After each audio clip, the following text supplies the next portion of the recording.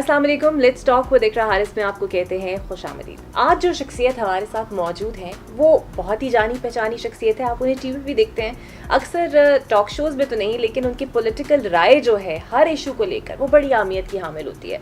फिर अगर कोई अदालती भूचाल का ऐसा फैसला आ जाए जो मुल्क की सियासत में हलचल मचा दे, तो फिर इनके अलावा और कोई नहीं होता जो आपको बेस्ट एनालिसिस जजमेंट्स पर दे सकता है। एक नामवर कानूनदान है, साबिक अटॉर्नी जनरल रह चुके हैं, यहाँ तक कि बार काउंसिल्स के अंदर भी इनकी एक तवील फहरिस्त है कामयाबियों की। साबिक गवर्नर पंजाब हैं, लतीफ़ खोसा साहब आज हमारे साथ मौजूद हैं। सर बहुत शुक्रिया पहले तो आपके वक्त का। डेरा गाजी खान से शुरू होने वाला सफ़र और पाकिस्तान की मेन स्ट्रीम पॉलिटिक्स में इतना बड़ा नाम बन जाए, ये कैसे मुमकिन हुआ?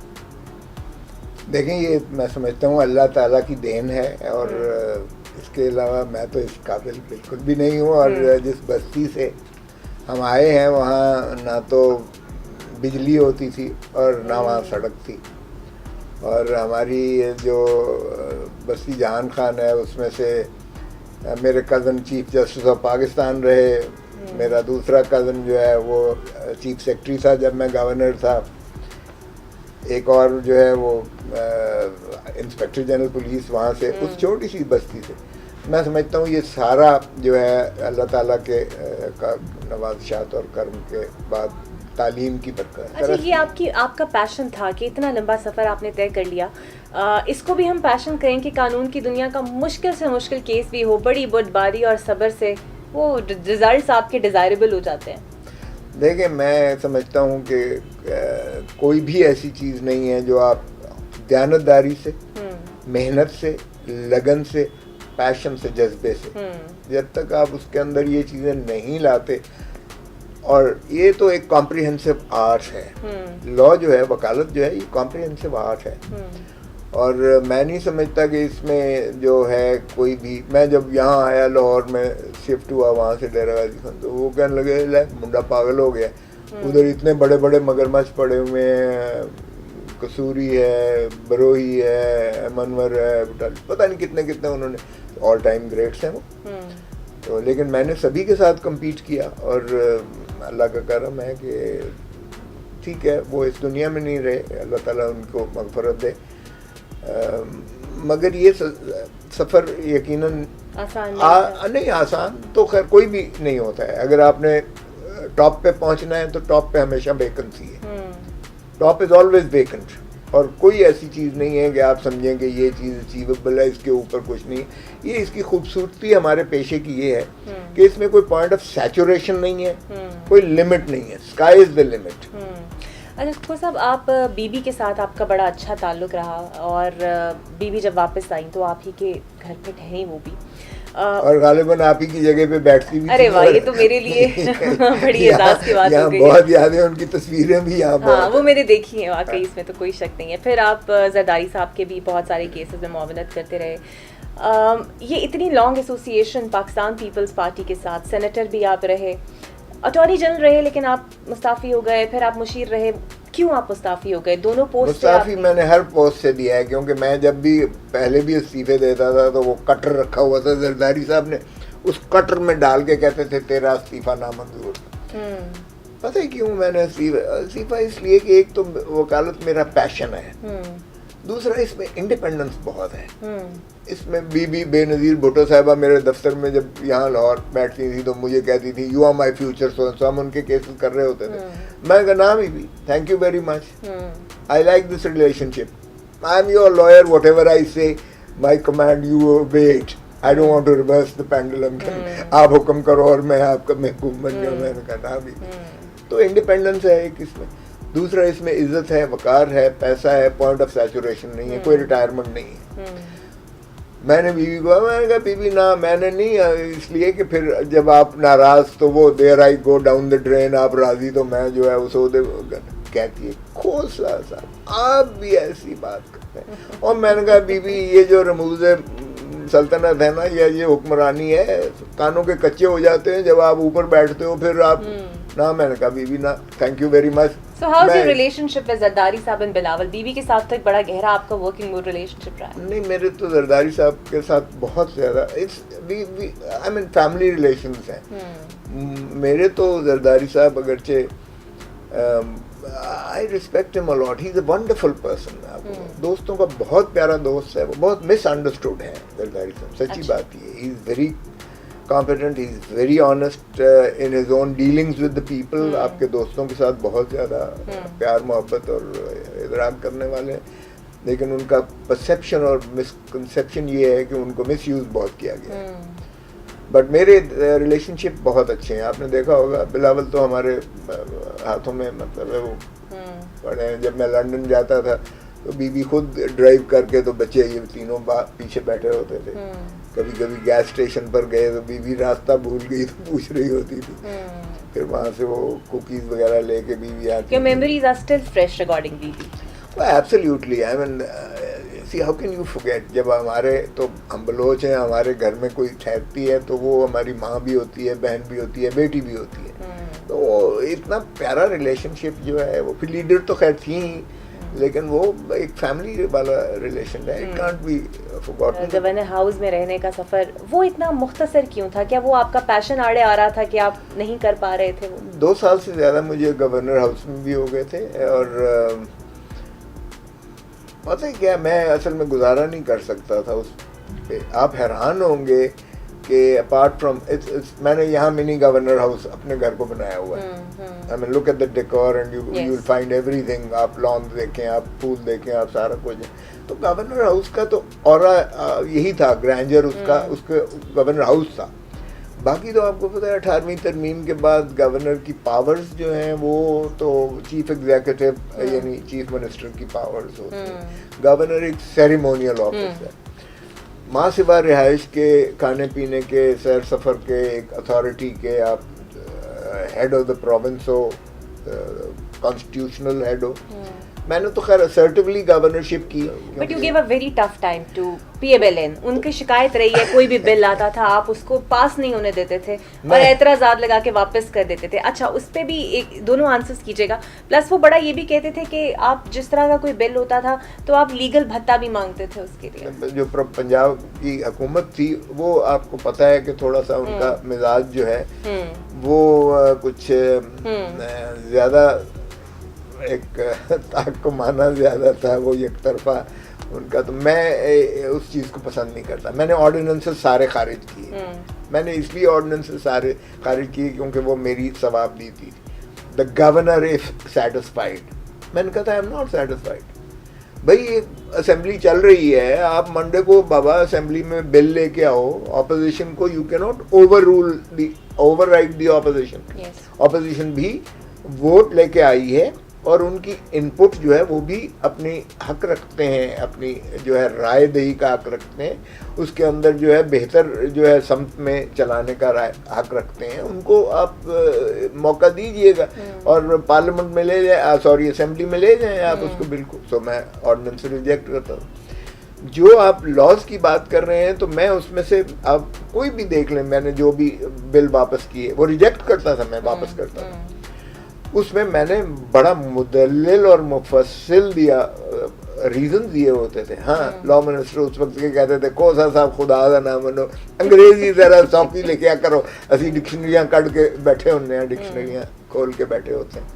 वो सेक्रेटरी सारे बैठ जाते थे और उनको करते थे। मैंने इनका देखो, अंग्रेजी की बात नहीं है, बात ये है कि आप आइन और कानून के मुताबिक करें। मुझे क्या एतराज़ हो सकता है? मैं तो चाहता हूँ कि सूबे की जो है बेहतरी की तरफ कानून साजी होनी चाहिए। बिल्कुल। अच्छा, ये बताइएगा खुद साहब, थोड़े से अगर हम अपने अदालती सिस्टम पर बात करें, आप चूँकि हमारे कानून भी हैं, अभी ये जो जस्टिस काजी फायज़ ईसा साहब का फैसले में इख्तलाफी नोट जो सामने आया है, उड़ा कर रख दिया है उसने खान साहब को और उसके जिन्होंने ड्राफ्ट किया, और यहाँ तक लिखा गया कि इसमें आपकी नीयत ख़राब थी, इट वॉज ऑल प्लांटेड।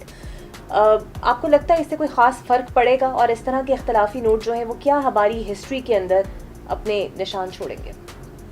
देखें, इख्तलाफी नोट ने अल्टीमेटली मैंने देखा है, जस्टिस कार्नीलियस ने मुनीर वाले जस्टिस वो केस में और कई केसों में माइनॉरिटी जो फैसला था वो बिल आखिर तारीख ने साबित किया कि ये दुरुस्त था और उसकी पजीराई हुई। यहाँ मैं थोड़ा सा इसमें ज़्यादा नहीं करूँगा क्योंकि चीफ जस्टिस गुलजार अहमद साहब ने कहा है कि ये आप कह रहे हैं कि जी 2 जजों ने बड़ी बहादुरी दिखाई और बाकी जज जो है उन्होंने बुज़दिली दिखाई, तो खुदारा ऐसा ना कीजिएगा, क्योंकि ये फिर अदालती निज़ाम पर जो है इसका असरअंदाज होता है अदालतों पर। तो ये कहना कि सुप्रीम कोर्ट का फैसला कहें वही होता है जो मेजॉरिटी का होता है, लेकिन जो कुछ इन्होंने लिखा है उसकी यकीनन एक वक़्त होती है और बिलाखिर तारीख़ उसको मुतय्यन करती है कि ये जो है बातें क्या उस वक्त प्रिवेल करनी चाहिए थी, माइनॉरिटी की बजाय मेजॉरिटी होनी चाहिए थी या नहीं होनी चाहिए थी। लेकिन अगर आप मेजॉरिटी देखें, मेजॉरिटी में भी एक स्ट्रक्चर है हुकूमत के खिलाफ, एक सदर के खिलाफ। विच हंटिंग, ये बड़ा खतरनाक लफ्ज है कि इसमें विच हंटिंग की गई है और पूरा प्लान मुरतब किया गया, जो जस्टिस मंसूर अख्तर साहब का बयान है। ये जो माइनॉरिटी जजमेंट है ये तो बहुत ज़्यादा, अगर ये प्रिवेल करे तो हुकूमत को घर चला जाना चाहिए अगर ये मेजॉरिटी होती। लेकिन मैं कहता हूँ कि जो मेजॉरिटी है उसमें भी हुकूमत को घर जाना चाहिए।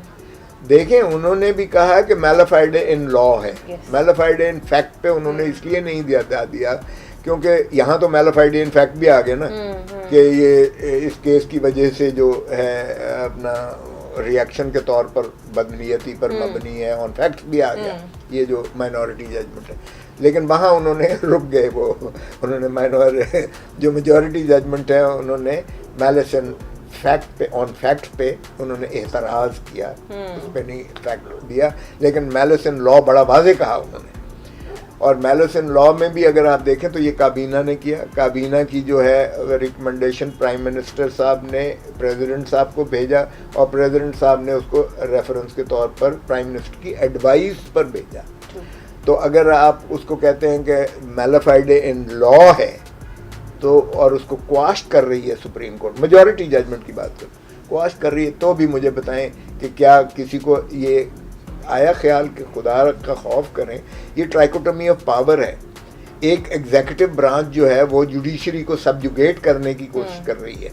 एक जज को आप मैलिस इन लॉ में ही, इन्होंने तो कहा मैलिस ऑन फैक्ट है, अब दोनों को अगर कंबाइंड देखें तो उसका असर ये है कि हुकूमत ने जो काजी फाइज ईसा साहब पर जो ये रेफरेंस किया है, ये दरअसल अदलिया को सबजुगेट करने के लिए किया गया, बदनीयती पर मबनी है। इन्होंने on facts and law both कहा, उन्होंने मेजॉरिटी ने कहा ऑन लॉ है, मैलिफाइड ऑन लॉ है। तो यकीनन इसका कंबाइंड इफेक्ट भी ये है, और अगर इसको अलग-अलग देखें तो फिर ये बहुत बड़ा स्ट्रक्चर है जो माइनॉरिटी व्यू है। अगरचे ये माइनॉरिटी व्यू प्रिवेल नहीं करेगा, प्रिवेल मेजॉरिटी व्यू करेगा, मगर बिल आखिर देखें तारीख में इसको जो है परखा जाएगा। Normal Pakistani is hearing that और वो समझ रहा है और सुन रहा है, तो उसे तो पहला शक हुकूमत की नीयत पे ही जाएगा। तो है इसमें कोई शक वाली बात? आपको शक है? मुझे तो कोई शक नहीं है कि हुकूमत की नीयत क्या है। अच्छा ये बताइएगा, अब ये सिलेक्टेड की बात हो भी गई, अब बिलावल साहब का जो बयान है वो बड़ा आप सर्कुलेट कर रहा है। मियाँ नवाज शरीफ साहब ने जो भी कहा गुजरांवाला के जलसे के अंदर, बिलावल साहब कहते हैं अब कि उन्हें अंदाज़ा नहीं था कि वो इस तरह की बात करेंगे।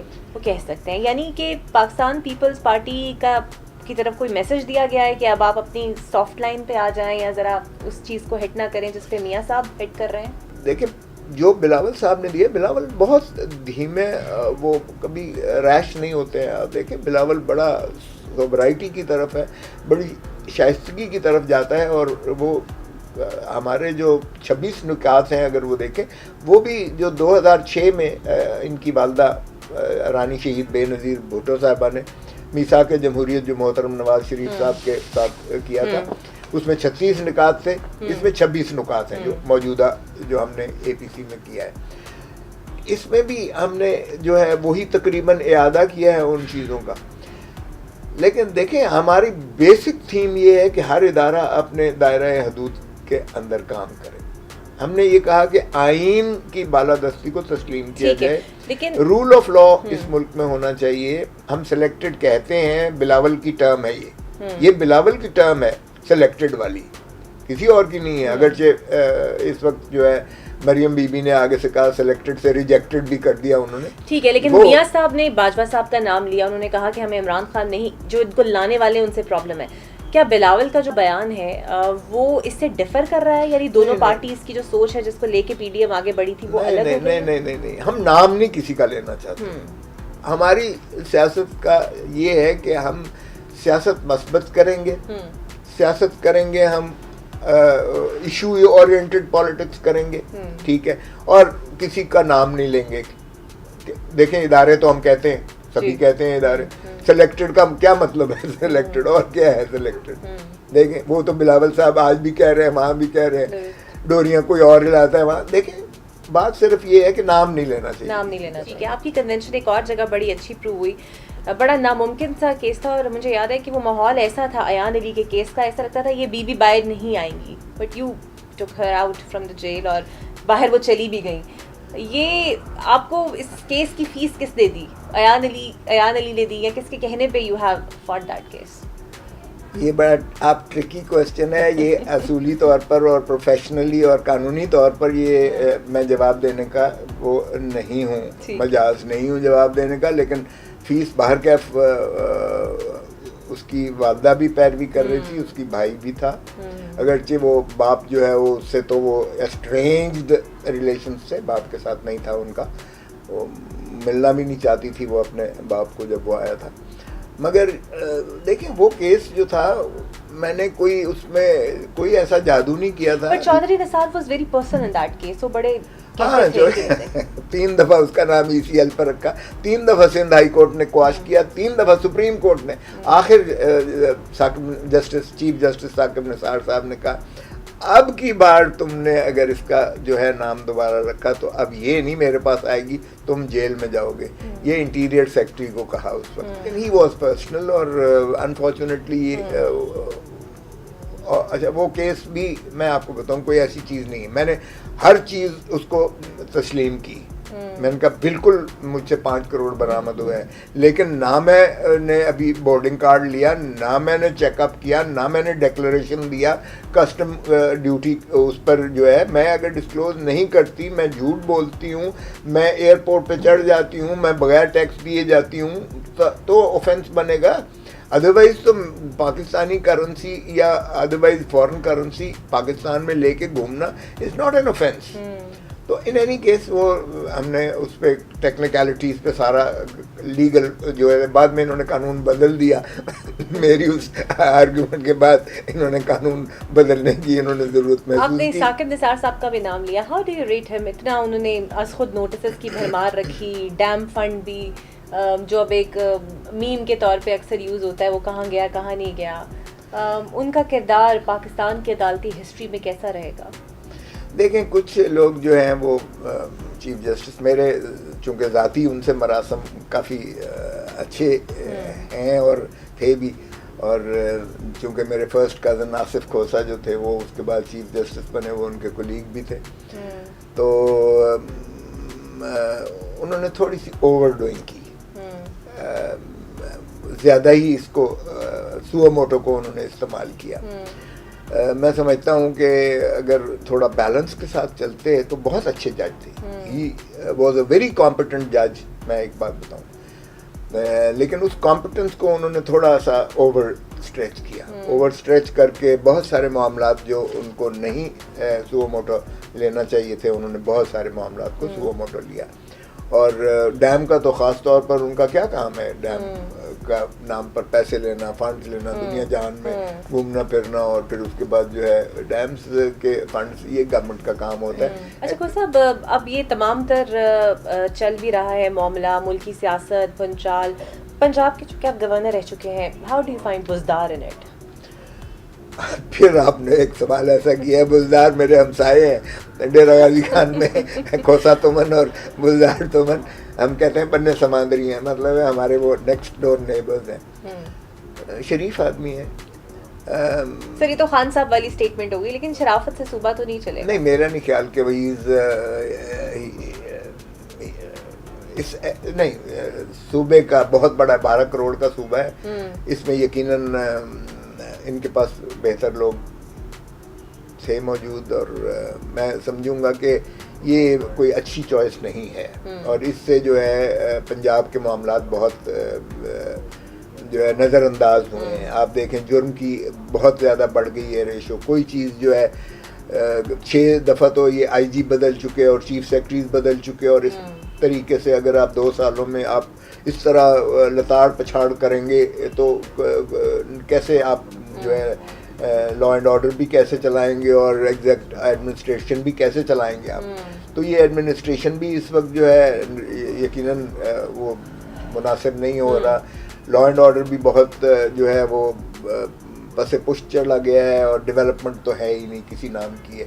फिर आप देखें कि वो वफाक ने तो चीनी की सब्सिडी न दी, इन्होंने चीनी की सब्सिडी भी पंजाब हुकूमत ने दे दी, और उसकी भी कोई सर पैर नहीं है। वगरना अगर वो शुगर कमीशन की रिपोर्ट को आप जो है मंतकी अंजाम तक पहुंचाते तो उसमें तो जाहिर है कि ये सब्सिडी देना ही एक मैं समझता हूँ नैब के दायरे में वो मिसकॉन्डक्ट आ जाती है, मिसयूज ऑफ अथॉरिटी और पावर आ जाती है, वो तो फिर इन ट्रबल होते। और फिर जो दूसरा केस था जिसमें इन्होंने एक होटल को एक शराब का लाइसेंस दिया जो होटल अभी बना ही नहीं है, और इनके जो है एक कज़न पर इल्ज़ाम लगा जो एसएसपी साहिबाल लगे हुए थे कि उन्होंने पता नहीं कितने करोड़ रुपए लिया है, वो भी एक बड़ा वाज़े क्लियर किस्म का था। फिर एक और जो इंसिडेंट्स हुए हैं जो पुलिस किलिंग्स के हुए हैं इस अंदाज से हुए हैं, तो बहुत सारे मामला हैं जिसमें बाहर कैफ अब ये आला को हम याद करते हैं। अब ये पीर फकीर कोई ये जो है वो उनकी जो है जो बनाने वाले हैं इसको उनकी इनको दुआ है, मेरे ख्याल में ये बचे हुए हैं। दुआ है या तावीज़ है। सेनेटर आप बने तो फिर एक वो लिस्ट आई जिसमें आपको अमीर तरीन सेनेटर कहा गया, वो भी एक बड़ी खास उसके बाद आपने अब अगला सवाल पूछा था कि आप इस्तीफे क्यों देते। इसीलिए मैंने इस्तीफे दिए थे क्योंकि मेरा वकालत में तो वाकई मैं उस स्टेज पर वहाँ गया था जब एक ड्रीम स्टेज थी वकालत की। हाउ डू एक केस की आप कितनी फीस ले लेते हैं जो आपको इतना अमीर तरीन सेनेटर डिक्लेयर कर दिया? दैट्स मीन यू अच्छा, आप एक और मेरे साथ शरारत कर रहे हैं कि मेरे पास सारे इनकम टैक्स वाले पीछे लग जाए। देखें वो तो आप अगर गूगल पे जाएं who is the highest paid lawyer in Pakistan तो उसमें भी मेरा नाम पहला आता है, लेकिन वो डिपेंड करता है केसेस का। मगर मैं आपको बताऊं मैंने जो 10 साल हुकूमत की है ना, तो मैं इसलिए इस्तीफ़ा देता था क्योंकि मेरा उसमें गुजारा नहीं होता था।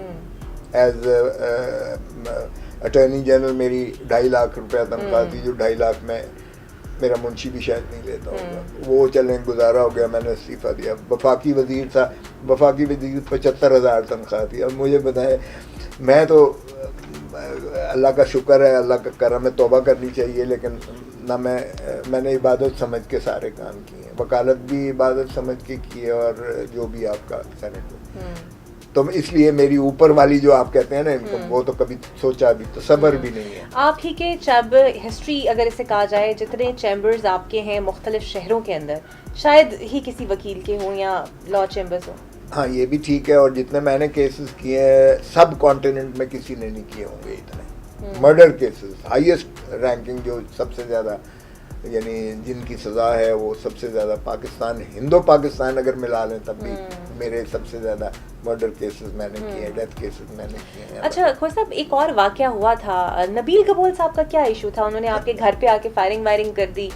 दो he never behaves like that. TV shows में अक्सर मेरे प्रोग्राम से वो आते रहते हैं, तो क्या हुआ? आप ही की पार्टी वो कहते हैं मिसअंडरस्टैंडिंग थी, मुझे पता नहीं था। वो कहते हैं मैंने माफ़ कर दिया है, उसको छोड़ ही दे तो बेहतर है। वो गलत फहमी कहते हैं। मैं नहीं था, कराची के घर की बात आप कर रहे हैं। मेरा कराची में भी ऑफिस भी आपने केस भी किया उसके बाद? केस मैंने नहीं किया था, मुझे फ़ोन आया, मैंने उस जो गनमैन था या जो चौकीदार था, मैंने उसको कहा ठीक है जो हुआ है तुम कर दो, रिपोर्ट कर दो। वो पर्चा हो गया।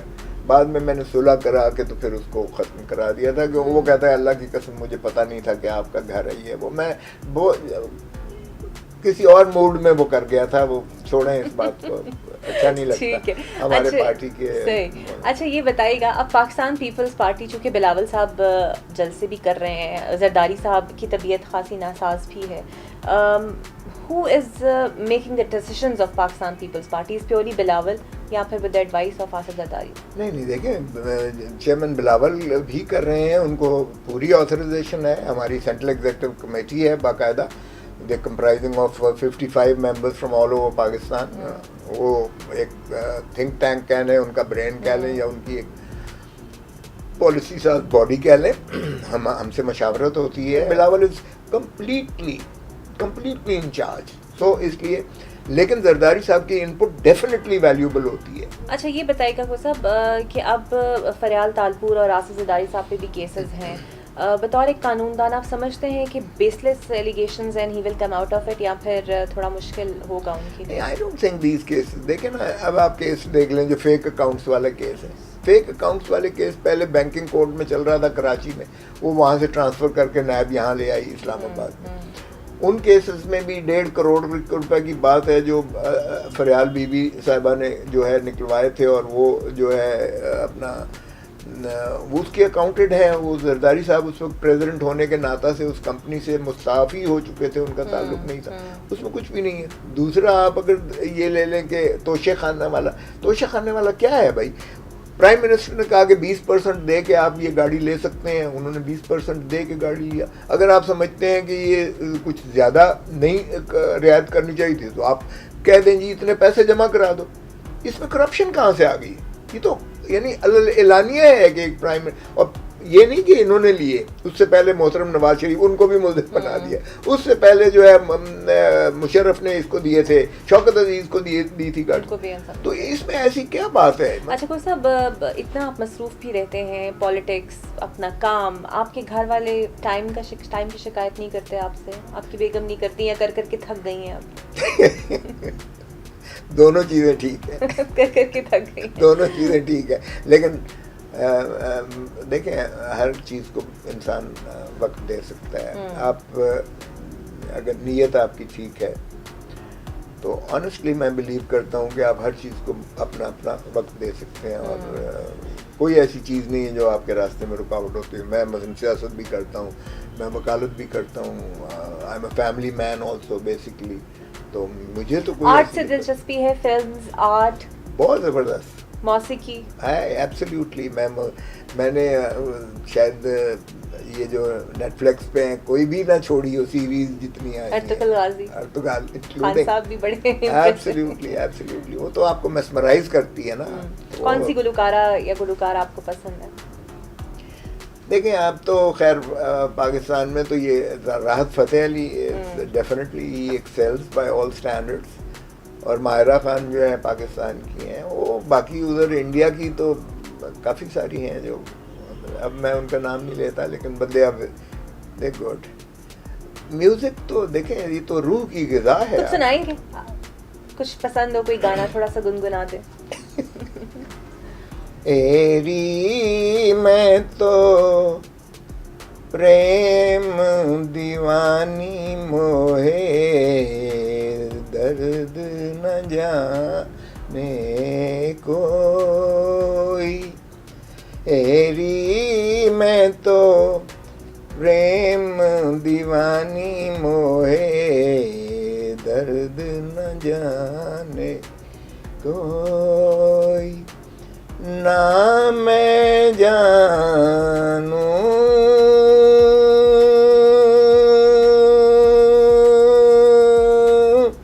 प्रेम के बंधन ना। अब आप तमाशबीन बन के तो गाने ही सुन रहे नहीं, लेकिन आपको मौसीकी की मैं सुनते हुए देख रही थी, आपको सुर, लय और वो बड़ा आपको रागों का पता है। आई गेस लता जी ने ये गाना गाया हुआ है, लेकिन बड़ा अच्छा खूबसूरत डेंस टेस्ट है आपका। कोई ऐसी चीज़ ज़िंदगी में जो करनी रह गई है and you want to do it? Well, certainly I want to do something good before I die, or I want to do something really good for my country before I die. और मुझे ये तकलीफ़ होती है इस वक्त जो हम जिस नहज पे हमने अपने मुल्क को लेके आ गए हैं, हमने सारी कदरें, इखलाकी कदरों को हमने तबाह करके रख दिया, पामाल कर। हमारे अंदर बिल्कुल टॉलरेंस नहीं रही है। हमने जो है वो बिल्कुल उसका जो है दामन हाथ से छोड़ दिया है, शाइस्तगी के दामन को। बदकिस्मती है हमें। I think we need to have that rejuvenated in our society. एक हम आहंगी खूबसूरती से, मैं कहता हूँ प्यार मोहब्बत से, इसको जज्बे से हमें मिलजुल कर हमें चलना पड़ेगा. So I want to do something to bring about that homogeneity in the country and the rule of law and sanity in the country. इंशाल्लाह the time will come. Thank you खोसा साहब, बहुत शुक्रिया आपका, बहुत ही कीमती वक्त स्केड्यूल से time देने के लिए. तो नाज़रीन, ये हैं लतीफ़ खोसा साहब, उनके व्यूज़, उनकी लाइफ, उनकी कंट्रीब्यूशन के बारे में हमने बात की. तो मिलेंगे अगली एपिसोड में और फिर जानेंगे कि हमारा अगला मेहमान कौन होगा. अल्लाह हाफ़िज़.